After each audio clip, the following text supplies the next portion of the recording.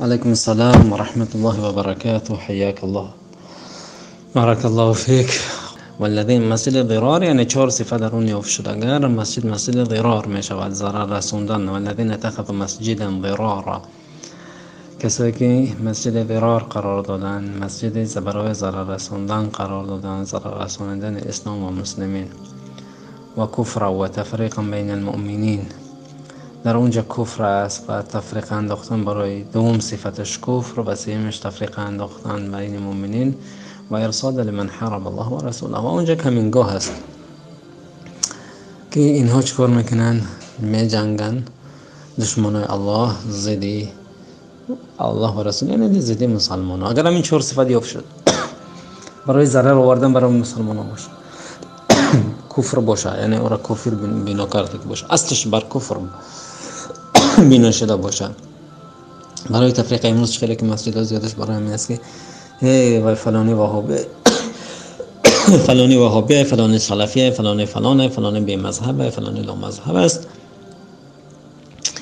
یا اینکه در اونجا کمینگاه قرار دادن، جایی است که انسان‌های امن، انسان‌هایی که به اونجا امام مسجد گرفته و دیگر انسان‌هایی که همراهی که به دیگر دشمنان اسلام کار میکنن، در اون مسجد جای دارن و میبینن مسلمان ها را از این مسجد ها میقپن، پاچه هاشون بالا هنند، فلان هنند، غلان هنند. گفته همین صفت های افشمان اون مسجد ضراره.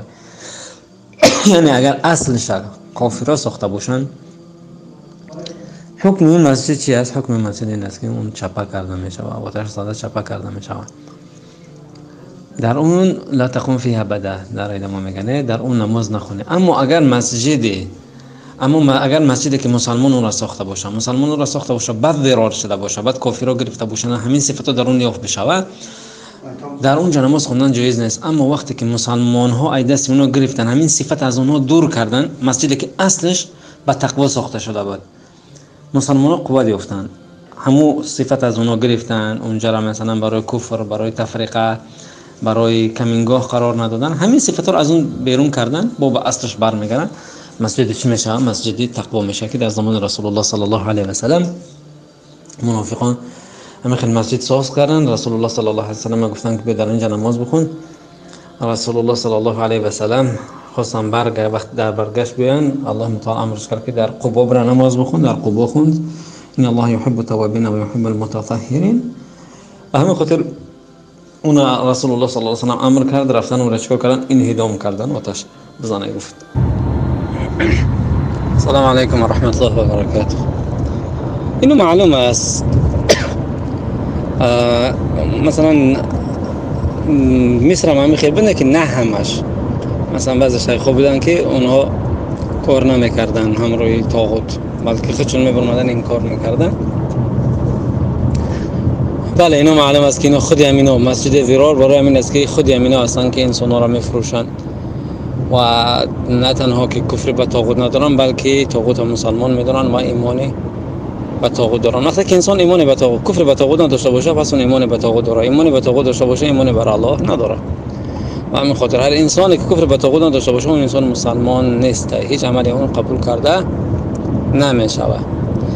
در مسئله برای اینکه اگر یک انسان پاچش پایین باشه و ریش نداشته باشه و ریش چپ تراش باشه و سیگارت، این چیزا امور گناههای کبیره هستند.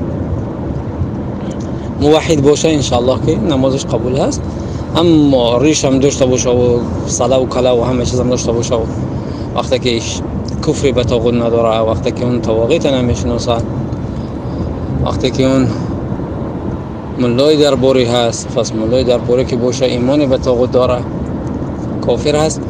بله در دارالکفر وقتی که مسجد نیست، در اون حالت میشه که شما در یک جا کی بوده که یحیی ابن معین بود، خلاصه از سلف اینها بعضی هم اومدن نمازشون اعاده میکردن، میگه در خانه از سلف الله اعلم احمد ابن حنبل و یحیی ابن معین در ذهنم نیست، اینها میگه نمازشون اعاده میکردن، چون در زمان جهمیه بودن، اینها مجبور باید میرفتن نماز، اینها مجبور نماز میرفتن، اگر اینها نمیرفتن اینها را میکشتن. شما نمیایه گفته تفریق سبب فتنه و تفریقه میشه، اما میامدن میگه در خونه‌شون چیکار میکردن؟ همه نماز رو از اول میخوندن، دوباره میخوندن. بارک الله فیک.